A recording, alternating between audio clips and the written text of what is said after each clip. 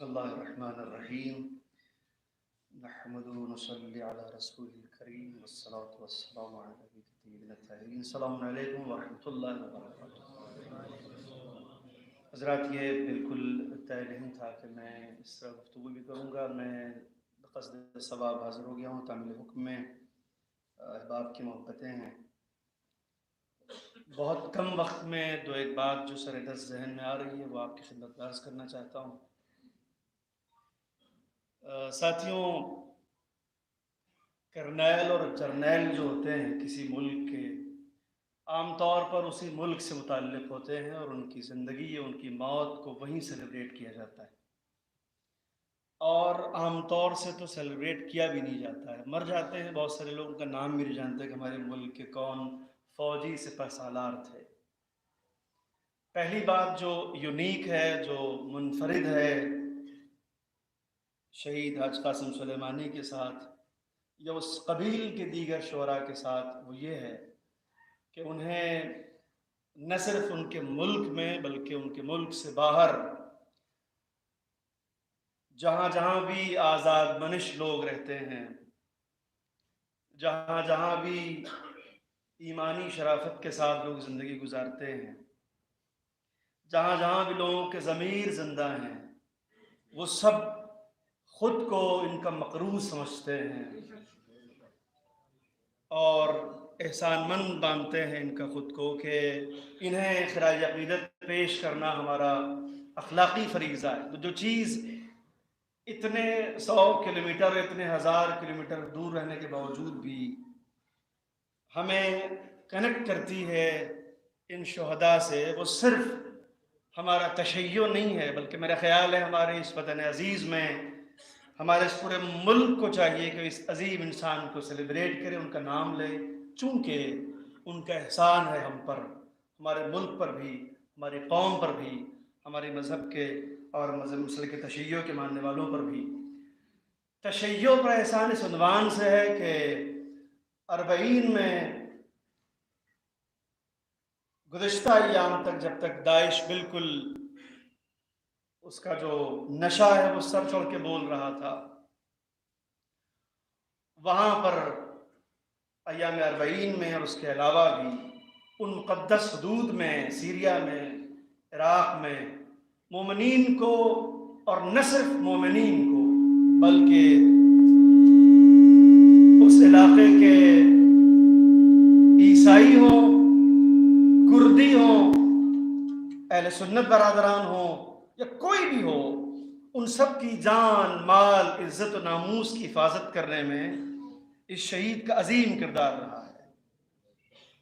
جتنے امن و سکون کے ساتھ 40 اب تک منایا گیا جب تک وہ زندہ تھے، اور اس کے بعد بھی الحمدللہ خدا کا شکر ہے وہ سلسلہ باقی ہے، اس میں بہت اہم رول اسی شہید کا ہے جن کی یاد میں آپ جمع ہوئے ہیں.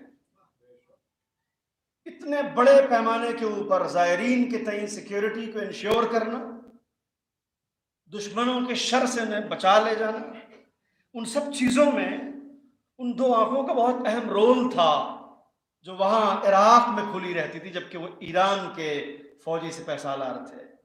ایسا بھی کم ہوتا ہے کسی ملک کا فوجی سپہ سالار ہو کسی دوسرے ملک کی سرحد میں جا کے اس کا حکم خود وہاں کی فوج کے لیے بھی اتنا ہی نافذ ہو جتنا اپنے ملک کی فوج کے لیے نافذ تھا. یہ پوائنٹ نوٹ کرنے والا ہے.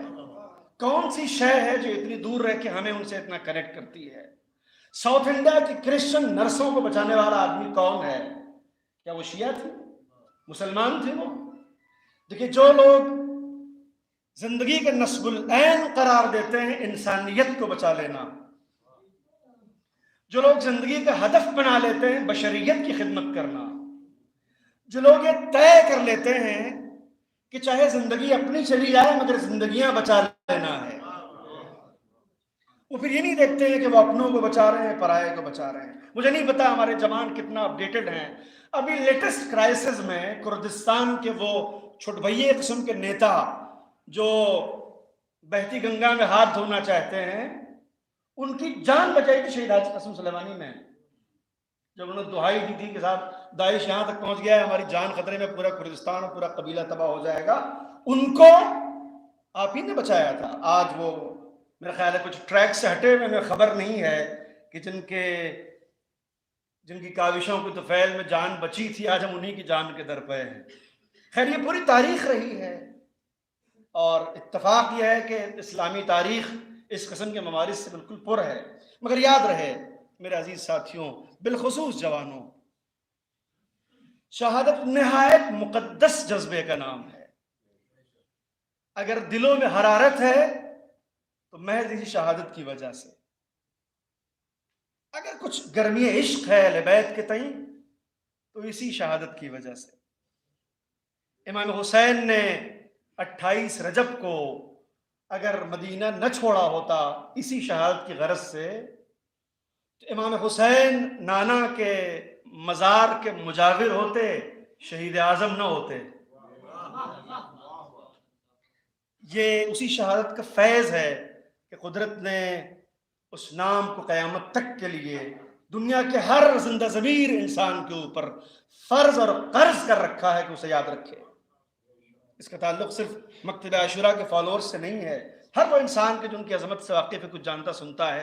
کتنے مہان پروش گزرے تھے جنہوں نے یہ کام کیا تھا کہ انہوں نے کسی بھی قیمت کے اوپر اصولوں سے سمجھوتا نہیں کیا، جان گنوا دی، مگر انہوں نے حق بات کو حق ہی رہنے دیا اور اس کو دنیا پہ آشکار کیا. اس کے لیے اتنی بڑی قربانی دی.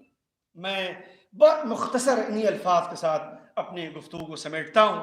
یہ ناانصافی ہوگی ہمارے اس وقت میں بھی، ہم سے سینئر حضرات اور لائق قصد احترام بزرگ بیٹھے ہیں، علماء ہیں اور ہمارے مہمان ہیں جو شاید عقیدت لگاتار نہ بیٹھ سکیں، لہٰذا کم از کم مجھے یہ تھوڑی سی قربانی دینی دیجیے کہ میں نہایت اختصار سے آخر میں اس بات کے پیش نظر کہ میں ایک ایسی بستی میں بول رہا ہوں جو شعر و ادب کی بستی ہے.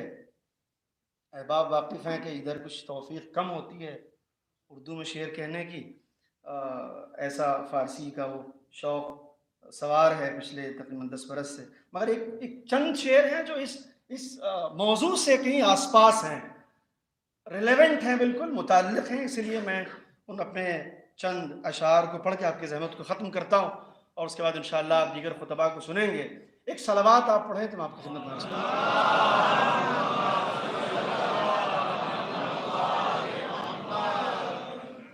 یہ اہل شعر و ادب کی بستی ہے. یہ چند شعر ہیں نظم کے، فلسطین کے کانٹیکسٹ میں یہ شعر کہے گئے تھے. مطلع حاضر کرتا ہوں بطور خاص کہ ظالم نہ کہیں ظلم نہ ہتھیار رہے گا، ظالم نہ کہیں ظلم نہ ہتھیار رہے گا، مقتل میں ہمیشہ میرا کردار رہے گا. ظالم نہ کہیں ظلم نہ ہتھیار رہے گا، مقتل میں ہمیشہ میرا کردار رہے گا. شعر عرض کیا ہے کہ میں ارض فلسطین میں وادی قدس، میں ارض فلسطین میں وادی قدس، اس خاک پاپ صرف زمیندار رہے گا. یہ قافیہ، یہ لفظ ہم لوگ کا سب کا سمجھا بوجھا لفظ ہے، آشنا لفظ ہے. اس لفظ کے ہمارے ہاں بڑے خاص معنی ہے زمیندار کے. میں ارض فلسطین میں وادی قدس، اس خاک پاپ صرف زمیندار رہے گا. یہ میری روش ہے کہ میں ہوں صبر کا پیکر، یہ میری روش ہے کہ میں ہوں صبر کا پیکر. یہ اس کی صفت ہے پے آزار رہے گا، یہ اس کی صفت ہے پے آزار رہے گا. ہو جاؤں گا پھر سرخرو، پھر پھول کھلیں گے. ہو جاؤں گا، اس لفظ کی علامت کو جو میں نے برتا ہے شعراء سے بالخصوص توجہ چاہوں گا کیفی بھائی.